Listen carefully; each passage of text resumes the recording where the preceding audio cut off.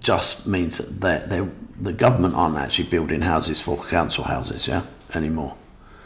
That's what I think they ought to be doing. I think they ought to have their own house building. I mean, it's quite interesting if you look into a whole cycle of when Margaret Thatcher come about and actually allowed council tenants to purchase their own properties at discount. Okay, they purchased them at discount. Quite often, they then run up loads of credit card debts and needed to refinance. They run up more credit card debts once they'd refinanced, rather than just paying them off, and put them in a position where they were going to get repossessed. That's about the time in the early 2000s, 2004, 2005, 2006, where there was a company, part of Bradford and Bingley, called Mortgage Express, who would actually allow us to apply to refinance a property before we bought it.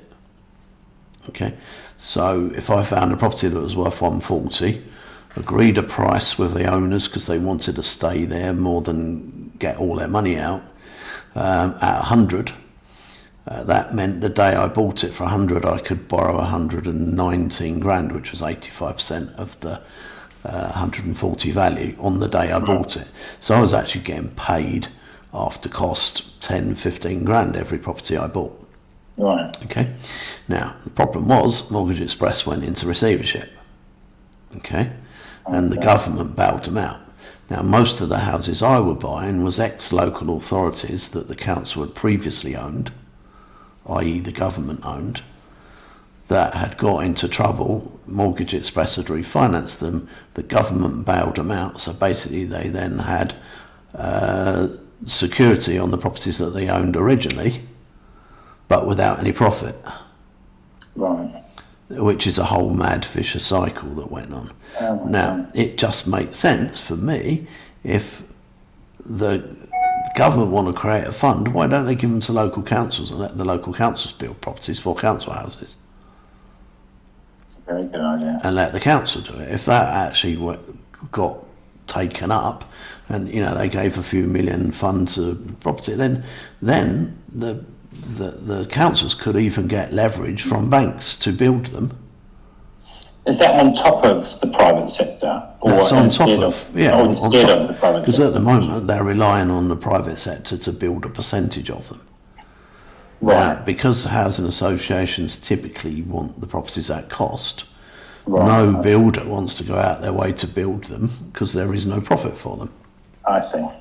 So again, and now I like the idea that there's only pockets of social housing mixed in with your whole community, which takes away the future possibility of slum areas. Okay, because they're kind of mixed in the middle. That I think works quite well. However, I think if the government funded a council-led, where the council could actually refinance the properties at the end at a specific loan to value with the banks, with the government guarantees on them, and they can rely on the tenant income to fund that, they will end up with appreciating assets. That's clever. And if they actually run it as a business, an internal business, I think the councils could have a huge advantage of building their own properties, their own social housing, having them to rent, having them on their books in whatever department it is that they put it into, which as the values go up they could then borrow against and raise more cash to build more properties. It's a clever scheme. And the tenants would be paying, because the thing is with council rent, the council rent is normally about a third of market rent for that property. And that again seems a little bit skew with for me, that if you've got a council house and you're working, why is your rent so discounted? Because if you were with a private landlord, typically you'd be paying somewhere like 800, 900 quid for a 3-bed house. Okay. However, the council are only charging you £300 or £400 a month for that same property. Right. So I think the council should increase their rents to working families. Obviously, there's housing benefit that will pay the rents when they're not there. So the council are pretty much, through housing benefit, 100% guaranteed the rent. So that rent income could fund the mortgage payments on the properties that they've got at cost. Right. Very good idea. And maybe we should think about some sort of campaign as a very good campaign. I like that.